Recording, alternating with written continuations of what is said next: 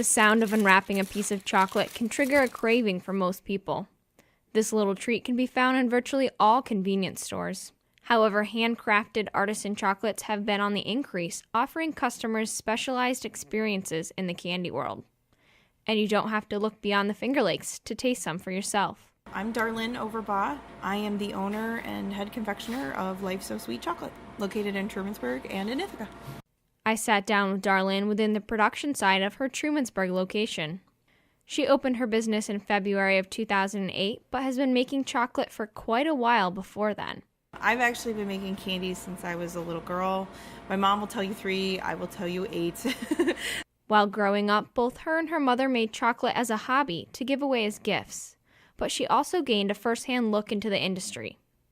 Darlynne attended a local Catholic school which often had half-days. With a working family, it was sometimes hard to arrange for her pickup midday. The folks who owned the candy store across the street, the Kaisers, it was called Kaiser's Candies, they noticed that it was difficult for my parents, and they said, hey, we could pick her up. So they would pick me up on a half day and bring me over. But that's where I watched the I Love Lucy episode with the chocolates going down the conveyor, right next to a chocolate conveyor. It might seem obvious that she would pursue chocolate right from the start.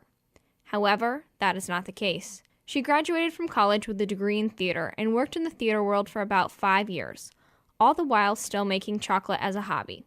And then in 2007, my husband said, boy, you really enjoy doing this. Have you thought about doing it on a bigger scale? I think a lot of times people, when they're looking at their future, don't realize that the present has a profound impact. And then it all came to realization for Darlynne, and she quit her full-time job and opened the business just 3 weeks later. She also taught herself how to make chocolate on a large scale. The process of preparing chocolate to be used is called tempering, and that's the process that can make or break you. And I remember when I was teaching myself that process, it was a little touch and go, but you just feel it. A lot of people who've been in the industry for a long time will say that you just know when it's ready. And I was so frustrated at the very beginning, but they're right. You just know. As her passion for chocolate grew, she was pleased to encounter customers who were just as intrigued. Chocolate is an exotic product. I mean, it comes from the tropical rainforest portions of the world. It's a bean that's inside of a fruit pod. It's not something that should be cheap. It's something that should be well done and flavorful. And when it's consumed, it should make you feel amazing. Expanding to 2 locations in 2012 and 8 employees gave her the chance to really focus on what she valued in her products. We're now using fair trade chocolate and soy-free and gluten-free, and we're able to do things that I don't think originally I had ever dreamed of doing. I work really hard to source our ingredients and our components responsibly, but also in the freshest way possible. And she didn't stop there. She also wanted her business to be one that enhanced all that the region had to offer. I kind of believe in like a synergistic approach to business. I wanted to support other businesses in what we do. So for instance, our raspberry beret truffle is made with local raspberries. The synergy of that is that we're supporting the local farmer, we're highlighting something of theirs at the same time that we're highlighting something of ours.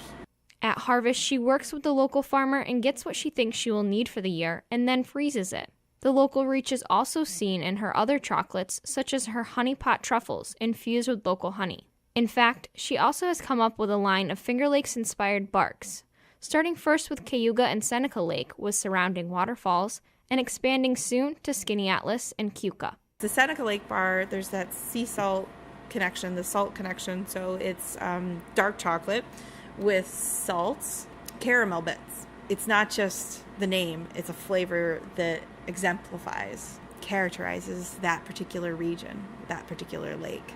60% of the chocolates Darlynne sells in her stores are made by her. The rest is sourced from relationships she has formed with other chocolate crafters that share the same philosophy for quality ingredients, enabling her to now offer over 100 different items. You can find anything anywhere. But to know the people and to know that they put as much passion and effort in, I think is just as important. However, her most popular sellers have not wavered much from the beginning.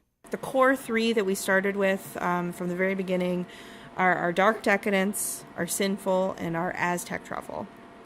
And they still remain popular sellers. The Dark Decadence is just a rich, dark cocoa ganache that we hand dip in dark chocolate, and then we dust with edible gold glitter.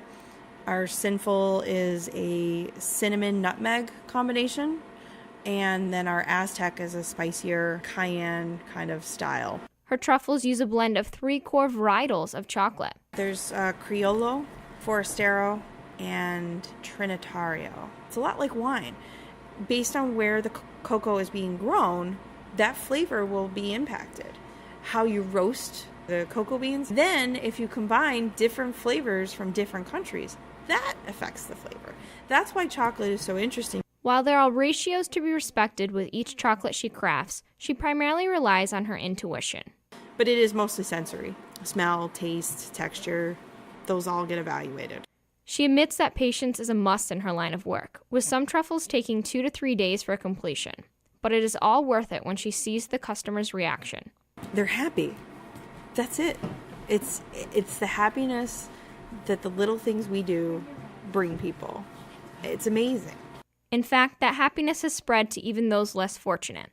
The Trumansburg Food Pantry anonymously received a donation to purchase candies from her store as a treat for those children within hungry families. And as someone who, my mom, was a single parent and things were not always easy. Treats are rare. And when you get them, they're amazing. So to have that specific request was just a really high compliment that they felt that we could do that. With Valentine's Day right around the corner, Darlynne is quite busy. When I visited, she had her milk chocolate, white chocolate, and dark chocolate all tempering that morning. This is our tempering machine. We temper approximately 10 to 20 pounds at a time. Tempering is an important step to the process to align the sugars and fats. It also coalesces the chocolate properly so that when you bite into it, there's a nice snap to it.